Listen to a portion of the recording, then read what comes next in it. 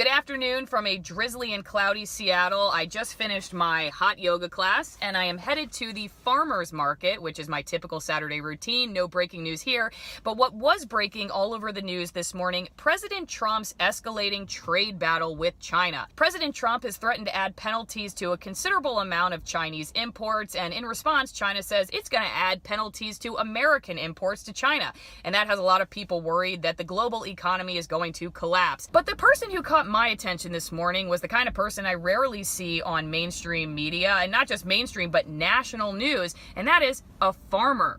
He's worried that penalties added to American food imports to China, like soy or pork, could cause the American agricultural economy to collapse. It may surprise you just how much food we send over to China, so here are some quick facts.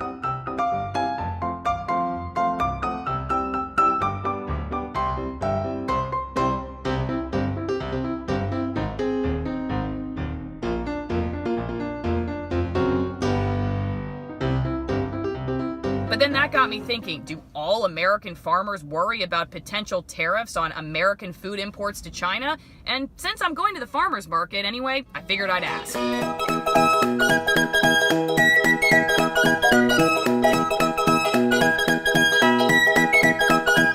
We're gonna go talk to Brent Olson of Olson Farms, one of my favorites. I buy my pork and beef and potatoes from him nearly every week. And Brent, you sell pork, right? I do. Okay, who do you sell pork to? I sell pork to people who shop at farmers markets here in the Seattle area and to restaurants. So, Brent, do you sell to China? I do not. So you sell mostly to people in Washington? Almost exclusively. So what do you think about this trade battle and the potential for food like pork being penalized as a Chinese import from America? I hope we don't get in a trade war with China, and that's concerning. But I don't think it's really going to affect my business here. And I think maybe it'll come to light that people really should shop locally and come see where their food's from and talk to farmers and support Washington Ag. What are the main challenges you face, and how can consumers help you with those? Today, on a rainy, windy day here in Seattle, is come out and shop at a farmer's market for starters. I know it's a different way for people to shop, but if people can kind of give that a try, I think they can experience a lot of times a higher quality. They can talk to their growers and kind of have a sense of what they're purchasing and where their money's going and the values that those farms have. Really, that kind of money spending really does stay locally. We hire people here in Seattle. The money goes back to my farm in Eastern Washington, and so it's kind of a nice chain versus like a large global economy.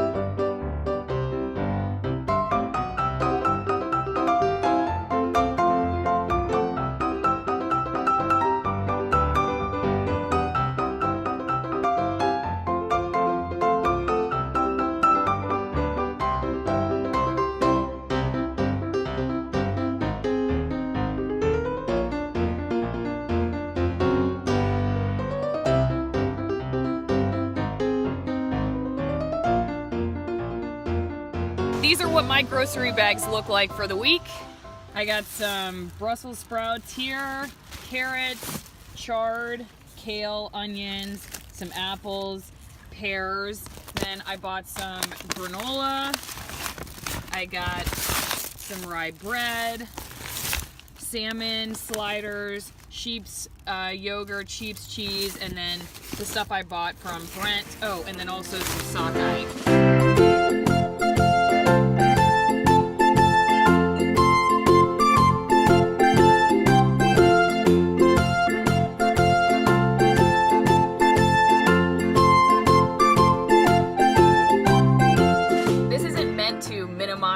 or take sides in this trade escalation. It's just to say that when we support our local economies, and in this case, food, we have more resilience from the chaos that may be taking place on the global market. I try to think, how can I stay as local as possible and help my local economy stay resilient? And today, food is my choice. Thanks for watching, and if you like videos like this, subscribe to the channel. See you next time.